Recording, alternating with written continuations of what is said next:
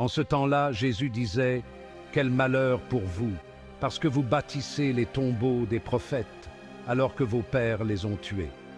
Ainsi vous témoignez que vous approuvez les actes de vos pères, puisque eux-mêmes ont tué les prophètes, et vous, vous bâtissez leurs tombeaux. » C'est pourquoi la sagesse de Dieu elle-même a dit: « Je leur enverrai des prophètes et des apôtres. Parmi eux, ils en tueront et en persécuteront. » Ainsi cette génération devra rendre compte du sang de tous les prophètes qui a été versé depuis la fondation du monde, depuis le sang d'Abel jusqu'au sang de Zacharie, qui a péri entre l'autel et le sanctuaire. Oui, je vous le déclare, on en demandera compte à cette génération. Quel malheur pour vous, docteurs de la loi, parce que vous avez enlevé la clé de la connaissance.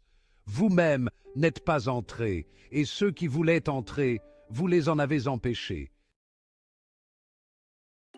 Quand Jésus fut sorti de la maison, les scribes et les pharisiens commencèrent à s'acharner contre lui et à le harceler de questions. Ils lui tendaient des pièges pour traquer la moindre de ses paroles.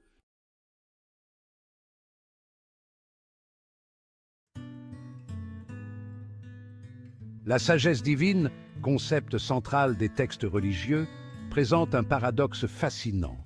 Elle est souvent décrite comme un don, offert librement par Dieu à ceux qui la cherchent avec ferveur. Pourtant, le chemin pour acquérir cette sagesse est rarement simple. Il exige de l'humilité, une volonté d'embrasser le paradoxe et une foi inébranlable en ce que nous ne pouvons pas pleinement saisir. C'est cette tension entre le don de la sagesse et le chemin exigeant pour l'atteindre qui est au cœur de notre exploration.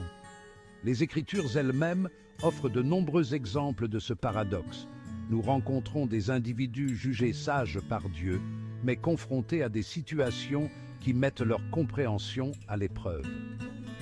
Leur parcours nous rappelle que la sagesse divine n'est pas simplement une accumulation de connaissances, mais un processus transformateur qui façonne notre être même.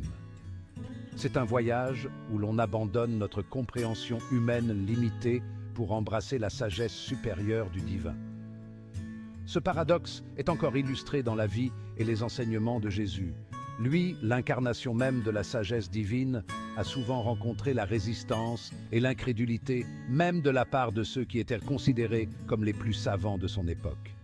Cette rencontre entre la sagesse divine et la résistance humaine souligne la difficulté de comprendre et d'accepter véritablement le dessein de Dieu. Elle met en évidence la nécessité de l'humilité et de l'ouverture dans notre quête de la sagesse divine. En fin de compte, le paradoxe de la sagesse divine nous invite à aborder notre foi avec un sentiment d'émerveillement et une volonté d'embrasser l'inconnu. Il nous rappelle que la quête de la compréhension est un voyage continu et non une destination. Et c'est dans cette recherche constante, ce dialogue permanent entre nos limitations humaines et la sagesse infinie de Dieu, que nous commençons à entrevoir la véritable nature de la vérité divine. Les anciens Juifs, imprégnés de la sagesse de la Torah et révérés pour leur compréhension de la loi divine, constituent un exemple poignant de ce paradoxe. Ils étaient les gardiens de la sagesse ancienne, chargés d'interpréter et de transmettre les textes sacrés. Leurs vies étaient consacrées à percer les mystères de la parole de Dieu et leurs interprétations avaient une grande influence sur le tissu religieux et social de leur époque. Pourtant, lorsqu'ils ont été confrontés à l'incarnation de Dieu en la personne de Jésus, beaucoup de ces sages anciens ont trébuché.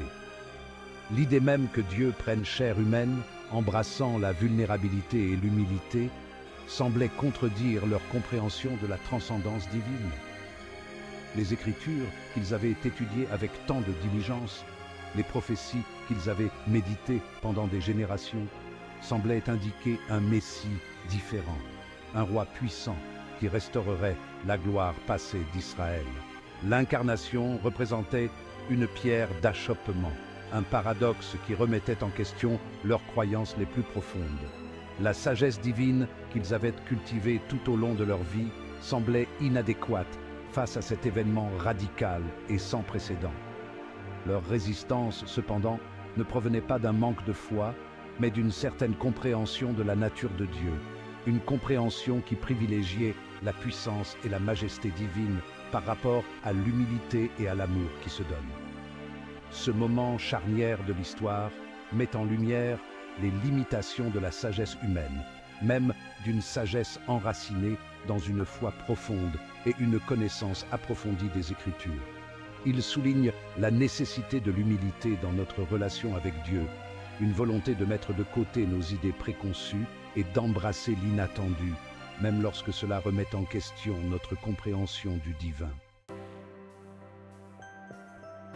L'avènement de l'Église a marqué un tournant profond dans la transmission de la sagesse divine. Ce qui était autrefois confié à un groupe restreint d'anciens, imprégné des traditions du judaïsme, était désormais répandu sur une communauté diversifiée de croyants de tous horizons. Cette inclusivité radicale, caractéristique du mouvement chrétien primitif, a remis en question les hiérarchies sociales et religieuses existantes. L'Église, née de l'effusion du Saint-Esprit à la Pentecôte, est devenue un nouveau réceptacle pour la sagesse ancienne. Cette sagesse, enracinée dans les Écritures hébraïques mais transformée par la vie, la mort et la résurrection de Jésus, a trouvé une nouvelle expression dans les enseignements des apôtres et l'expérience vécue de la communauté chrétienne primitive. Cette transition n'a pas constitué une rupture complète avec le passé, mais plutôt un accomplissement des promesses contenues dans la tradition juive elle-même. Les prophètes d'autrefois avaient parlé d'un temps où l'Esprit de Dieu serait répandu sur toute chair, un temps où la sagesse divine ne serait plus réservée à une élite, mais coulerait librement comme un fleuve puissant, nourrissant tous ceux qui avaient soif de justice. L'Église, dans sa forme embryonnaire, incarnait cette vision prophétique.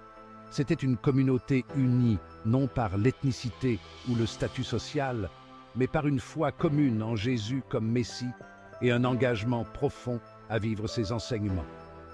C'est au sein de cette communauté diversifiée et dynamique que la sagesse divine a trouvé un terrain fertile, s'enracinant et s'épanouissant d'une manière qui a défié les attentes humaines.